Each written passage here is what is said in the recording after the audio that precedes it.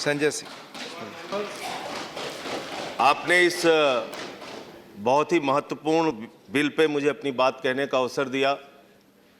मान्यवर, मैं इस बिल के विरोध में अपनी बात कहने के लिए खड़ा हुआ हूं और मैं इस बिल का विरोध इसलिए कर रहा हूं मान्यवर कि ये बाबा साहब डॉक्टर भीमराव अंबेडकर के द्वारा बनाए गए संविधान के विरुद्ध है। ये भारत के संविधान में लिखे गए प्रस्तावना के विरुद्ध है। ये राष्ट्रपिता महात्मा गांधी और शहीद आजम भगत सिंह के सपनों के भारत के विरुद्ध है। इसलिए मैं इस बिल के खिलाफ बोलने के लिए, अपनी बात कहने के लिए खड़ा हुआ हूं।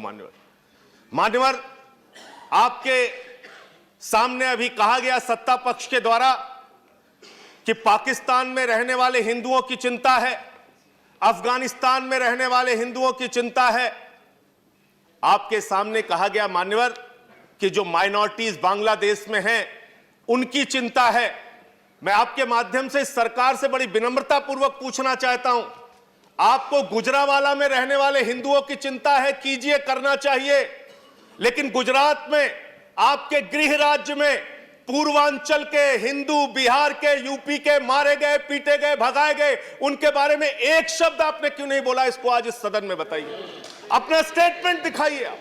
आज आसाम के अंदर आपने एनआरसी लागू की, 19 लाख लोगों को बाहर कर दिया, जिसमें लाखों की संख्या में उत्तर प्रदेश और बिहार पूर्वांचल के लोग हैं मान्यवर, जो ना आज यूपी में जिनका रिकॉर्ड है, ना बिहार में जिनका रिकॉर्ड है, ना आसाम में 71 के पहले आपने रिकॉर्ड मांग लिया, वहां भी उनका रिकॉर्ड नहीं है। अपने ही देश में वो विदेशी घोषित हो गए। आप बांग्लादेश से आने वाले हिंदुओं को तो नागरिकता देंगे, लेकिन यूपी और बिहार के, आसाम में रहने वाले वो लाखों नागरिक जिनकी नागरिकता इस एनआरसी के चलते खत्म हो गई, उनका क्या करेंगे? इस बिल में आपने उसके बारे में कुछ नहीं किया।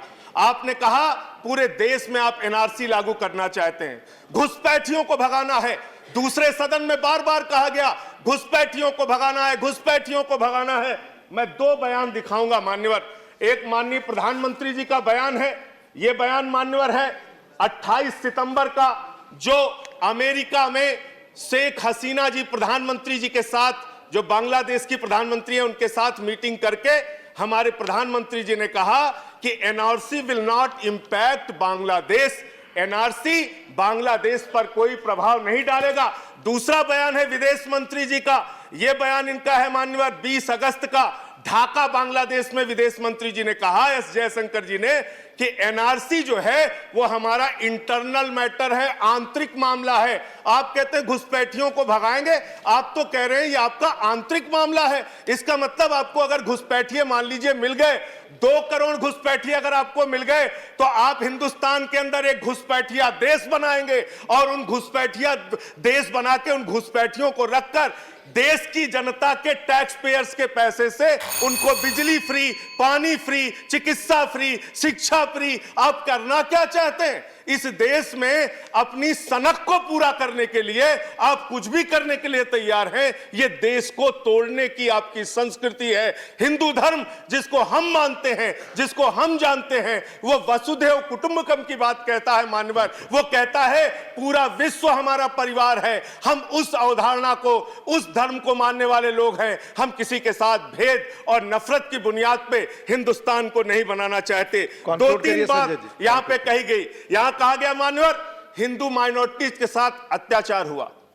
इतनी मीटिंग हुई बांग्लादेश के प्रधानमंत्री के साथ। आज आप बताइए कब आपने, प्रधानमंत्री जी ने या विदेश मंत्री ने, कभी एक बार भी हिंदू माइनॉरिटीज के अत्याचार का मुद्दा उनके सामने उठाया हो? उसका जिक्र आप कीजिए। अंत में 5.5 साल आपकी सरकार हो गई, आप कह रहे हैं हम घुसपैठियों को भगाएंगे, घुसपैठियों को भगाएंगे।